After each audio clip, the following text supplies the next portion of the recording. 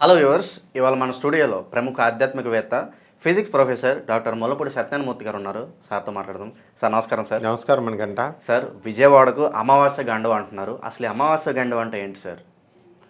అమావాస్య అనేటటువంటిది మనకి ఈ ఈ పౌర్ణమి ఒకటి, అమావాస్య ఒకటి, బాగా మూన్, ఎర్త్ అండ్ సన్ ఈ మూడు ఒక అలైన్మెంట్లోకి వస్తాయి, అంటే ఒక లైన్లోకి వస్తాయి. అది అసలు యాక్చువల్గా అమావాస్య యొక్క ప్రభావం. అంటే దానివల్ల ఏమవుతుందంటే మనకి పౌర్ణమి రోజున కానీ అమావాస్య రోజున కానీ ఈ ఈ యొక్క భూమిని సూర్యుడు కానీ చంద్రుడు కానీ ఆకర్షిస్తారు బాగా. అందువల్లనే మనం నిర్జల ఏకాదశి అంటాం. ఏకాదశి రోజున కూడా అంతే. అందుకనే మనం దేన్ని బట్టి చెప్పొచ్చు అంటే సముద్రంలో టైడ్స్ ఉంటాయి కదా, ఆ వేవ్స్ అవి ఎక్కువ ఎగుస్తాయి అనమాట, ఎక్కువ పడతాయి ఇలాగా తరంగాలు. అందుకని ఏకాదశి రోజున ఎక్కువ వస్తాయి, అమావాస్య రోజున ఎక్కువ వస్తాయి, అండ్ పౌర్ణమి రోజున ఎక్కువ వస్తాయి. బాగా ఎక్కువ వచ్చేది పౌర్ణమి రోజున. సో అత్యంత భూమి దగ్గరగా చంద్రుడు కానీ రవి కానీ వచ్చేది ఏకాదశి రోజున. అందువల్లనే మనకి కాంతి బాగా ఉంటుంది ఆ రోజు. సో ఇక్కడ ఏమవుతుందంటే సాధారణంగా ఫస్ట్ అసలు మామూలుగా ఆధ్యాత్మికంగా అమావాస్య అంటే ఏంటో తెలుసుకుందాం. అమావాస్య అనేటటువంటిది కంప్లీట్ భయంకరమైన రోజుగా మనం దక్షిణ దేశంలో చూస్తాం, ఒక్క తమిళనాడు తప్ప. తమిళనాడులు మాత్రము కంపల్సరీ చాలా పరమ పవిత్రమైన దినంగా తీసుకుంటారు వాళ్ళు. ఏ పనైనా సరే అమావాస్య రోజు నుంచే స్టార్ట్ చేస్తారు. ఎందుకని సార్, ఏదైనా ప్రత్యేకత ఉందా? అమావాస్యని మనం ఏం చేస్తామంటే ఈ యొక్క పితృదేవతల రోజు కింద చూస్తాం. ఆ రోజు పితృదేవతలందరూ కూడా అమావాస్య రోజున మధ్యాహ్నం 12 గంటలకు మన ఇంటికి వస్తారు. ఎవరి పితృదేవతలు వాళ్ళ ఇంటికి వస్తారు. ఏమన్నా పెడతాడేమో అని తినడానికి వస్తారు. సరే, మరి పెడితే సంతోషించి వెళ్ళిపోతారు. ఆ అమావాస్య రోజున ఈ యొక్క నరకలోకాలకు వెళ్ళిపోయి ఉత్తమ లోకాలు రాకుండా ఉన్నటువంటి మన పితృదేవతలు ఎవరైతే ఉన్నారో, పూర్వీకులు, పితృదేవతలు అవ్వలేదు ఇంకా, వాళ్ళు ఏలాడుతూ ఉంటారు అటు ఇటు. వాళ్ళు ఏం చేస్తారంటే ఈ అమావాస్య రోజున కనుక స్వయం పాకాలు ఇచ్చిన, శ్రాద్ధ కర్మలు ఇవన్నీ కూడా జరిపించిన వీళ్ళందరికీ కూడా చాలా బ్రహ్మాండంగా ఉత్తమ లోకాలకు వెళ్తారని చెప్తాం అనమాట. కాబట్టి అమావాస్య అనగానే అపరకర్మలకు ప్రధానంగా తీసుకుంటాం. ఇకపోతే రెండవది, ఈ అమావాస్య మంత్రతంత్ర శాస్త్రాలకు చాలా మంచి రోజు. ఈ అమావాస్యలో చూడు, ఈసారి అమావాస్య సగం అమావాస్య ఏమో సోమవారం అమావాస్య వచ్చింది, 2వ తేదీన సోమావతి అమావాస్య అన్నాం. 3వ రోజున వచ్చేసరికి ఈ రోజున మనకి ఏమైందండి, మంగళవారం అమావాస్య వచ్చింది. నిన్న మఖా నక్షత్రం, ఈరోజు పొబ్బా నక్షత్రంలో వచ్చింది. ఓకే, తర్వాత మనము శనివారం అమావాస్య కలుస్తుంది, అలాగే ఈ ఆదివారం అమావాస్య కలుస్తుంది. వీటిల్లో బాగా పవర్ఫుల్ ఎదురా అంటే ఒక్కొక్క దానికి ఒక్కొక్క ఇంపార్టెన్స్ ఉంటుంది. ఆదివారం అమావాస్య వచ్చిందేమో మంత్రతంత్ర శాస్త్రాలకు ప్రసిద్ధి. చేతబళ్ళు చేయడానికి, చేతబళ్ళు విడదీయడానికి, ఇలాంటి వాళ్ళకి మంత్రతంత్ర విద్యలకి ఆ రోజు బాగా ప్రసిద్ధిగా తీసుకుంటారు. జనరల్గా చేతబడులు కూడా అమావాస్య రోజే చేస్తారు సార్? అమావాస్య రోజున చేస్తారు. ఎందుకంటే అమావాస్య రోజున నీచ శక్తులు స్వాధీనం అవుతాయి. అంటే అసుర శక్తులు, నకారాత్మక శక్తులు అని ఉంటాయి. అంటే నెగిటివ్ ఫోర్సెస్ అంటాం, నెగిటివ్ ఎనర్జీస్. వాళ్ళేమో నకారాత్మక శక్తులు, ఉత్తరం సకారాత్మక శక్తులు అంటే దేవతలు. దేవతలను ప్రసన్నం చేసుకోవడానికి మనం పౌర్ణమి రోజున చేస్తాం. ఈ నీచ శక్తులు, భూతప్రేత పిశాచాలను స్వాధీనం చేసుకోవడానికి అమావాస్య రోజున చేస్తాం. అందువల్ల చేతబళ్ళు, మంత్రగాళ్ళు అంతా కూడా అమావాస్యని చేస్తారు.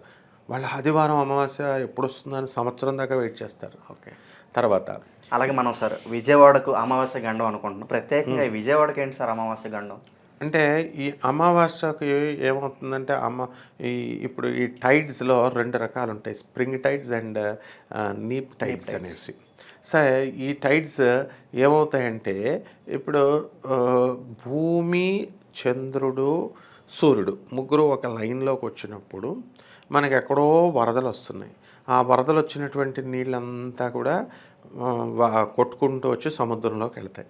ఆ సముద్రంలో ఈ టైడ్స్ వల్ల ఏమవుతాయంటే ఫోర్స్ ఎక్కువ అవుతుంది అక్కడ సముద్రం టైడ్స్కి.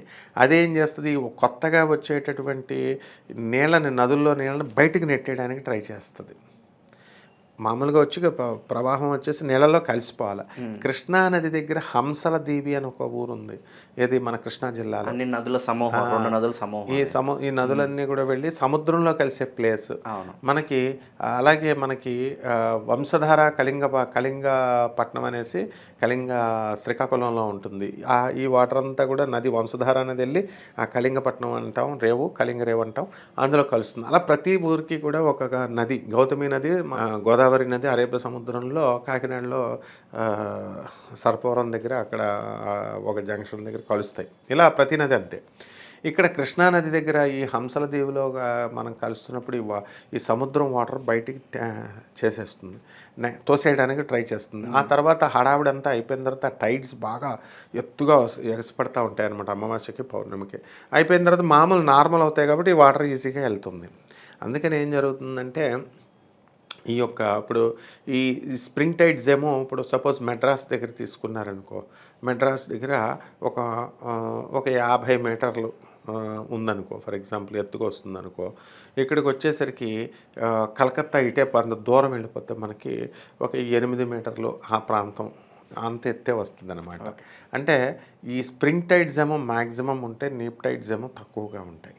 ఈ విధంగా ఈ యొక్క అమావాస్యకి గండం అని అంటే ఈ టైడ్స్ అయిపోయిన తర్వాత అప్పుడు దాకా ఏముండదు. ఆ తర్వాత 2-3 రోజులు వాటర్ ఎక్కువగా వస్తుంది, నదుల్లో ఉన్న వాటర్ సముద్రంలోకి వెళ్ళడము.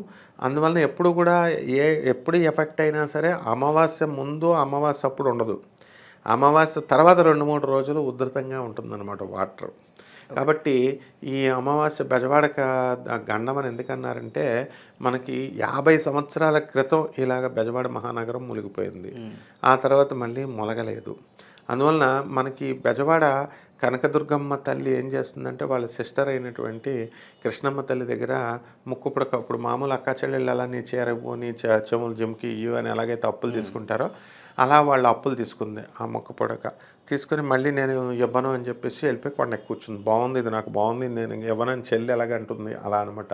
వెళ్ళిపోతే అప్పుడు కృష్ణానది ఏం చేస్తుందంటే నేను ఎట్టి పరిస్థితుల్లో నేను లాక్కుంటాను దీన్ని, ఎప్పటికైనా సరే ట్రై చేస్తూ ఉంటుంది. అది 1950లో ఒకసారి ట్రై చేసింది, అవ్వలేదు. మళ్ళీ ఇప్పుడు 2024లో ట్రై చేస్తుంది.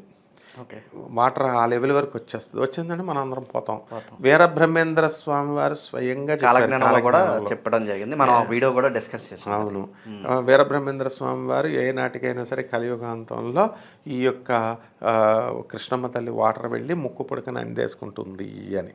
అయితే ఇక్కడ మనం తెలుసుకోవాల్సింది ఏంటంటే మరి కలియుగాంతం అంత తొందరగా వస్తుందండి అంటే ఇక్కిరాల కృష్ణమాచార్య గారు తెలుసు అందరికీ, మన ప్రపంచాన్ని అంతటికి పెద్ద గురువు. ఆయన తమ్ముడు ఇక్కిరాల భరద్వాజ్ మాస్టర్ అంటాం, మాస్టర్ సివిబి అంటాం, మాస్టర్ ఈకే అంటాం, ఇలా అనమాట. ఈ ఇక్కిరాల భరద్వాజ్ గారు సాయిబాబా గురించి, ఈ యొక్క దత్తపురాణం, గాణగాపురం దత్తాత్రేయ స్వామి గురుచరిత్ర గురించి బాగా రాశారు. వాళ్ళ తమ్ముడైనటువంటి ఇక్కిరాల వేదవ్యాస ఐఏఎస్ పిహెచ్డి మా గురువు గారు ఆయన కలియుగాంతం 1999 అని రాశారు ఒక బుక్, వేలల్లో అమ్ముడైపోయింది. కానీ కలియుగాంతం వచ్చేస్తుంది, ఎప్పుడు వస్తుందో బాబు అని చూసేవాళ్ళం, ఏంటి మొత్తం పోతారేమో అని. అలా పోరన్నమాట. ఇప్పుడు కలియుగాంతానికి వీరబ్రహ్మేంద్ర స్వాముల వారు చెప్పిన కలియుగాంతం మొత్తం స్మాష్. ఇది ట్రయల్స్ అనమాట. అంటే 1992లో కూడా ద గ్రేట్ డిప్రెషన్ అని వచ్చిందనమాట. సో ఈ విధంగా మన నండూరు శ్రీనివాసరావు గారికి వీళ్ళంతా కూడా దూర బంధువులు. ఇప్పుడు నేను చెప్పింది చెప్తారు ఆయన ఇంటర్వ్యూల్లో. ఇప్పుడు ఇవన్నీ ఫ్యాక్ట్స్ అనమాట. కాబట్టి ఈ యొక్క బెజవాడ కనకదుర్గమ్మ తల్లికి సంబంధించి ఇప్పుడు అమ్మవారి గురించి మనకు తెలుసు, బెజవాడతో కనెక్షన్. అమావాస్య కేవలము ఈ అక్కడ మాధవవర్మ వంటి మహానుభావుడు రాజుగారు కొడుకు వేరే వాళ్ళని చంపేస్తే రథం కింద అమ్మవారు అతన్ని మెచ్చుకొని మాధవవర్మ తన కొడుకని కూడా చూడకుండా ఉరిశిక్ష వేస్తే, మరణశిక్ష వేస్తే తన కొడుకని చూడకుండా అమ్మవారు అతనికి చక్కగా బంగారపు వర్షాన్ని కురిపించింది మెచ్చుకొని, మళ్ళీ ప్రాణం గెలిపించి. అంటే ఇప్పుడు యాసిడ్ రైన్స్ ఎలాగో మినరల్ రైన్స్ అలా పడుతున్నాయి అన్నమాట. ఇది ఆర్కియలాజికల్ డిపార్ట్మెంట్లో నమోదైంది. సో బెజవాడ కనకదుర్గమ్మ తల్లి అలా చేసింది, అందుకు కనకదుర్గ అయింది. ఇంద్రకీలాద్రి మీద తపస్సు చేసి పాశుపతాస్త్రాన్ని సంపాదించాడు. నెక్స్ట్ మూడోది బెజవాడ కనకదుర్గమ్మ తల్లి, ఈవిడ ఎవరంటే పార్వతీదేవి అవతారం, మహాలక్ష్మి, మహాకాళి, మహాసరస్వతి అవతారం. జగద్గురు ఆదిశంకరాచార్యులు వచ్చి దర్శించారు, గౌతమ బుద్ధుడు వచ్చి దర్శించాడు, శ్రీకృష్ణదేవరాయలు వీళ్ళందరూ కూడా వచ్చి దర్శించారు, కృష్ణుడు దర్శించాడు, రాముడు దర్శించాడు. తర్వాత మొత్తము ఫారిన్ ట్రావెలర్ అయినటువంటి హుయాన్ సాంగ్ వీళ్ళందరూ కూడా వచ్చారు.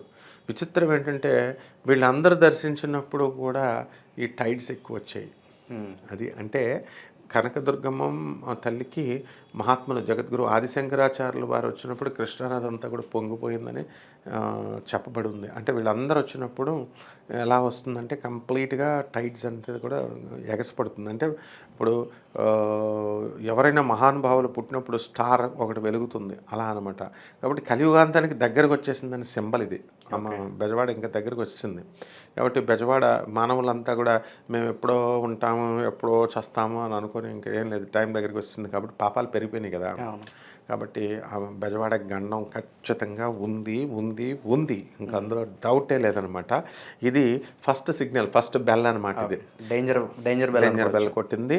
ఈ అమావాస్య తర్వాత ఈ యొక్క గండం ఇందుకే కారణం సైంటిఫిక్గా. Okay, thank you sir. ఈ ఇష్యూ మీద మీ అనాలిసిస్ అందించినందుకు ధన్యవాదాలు సార్. ధన్యవాదాలమ్మా.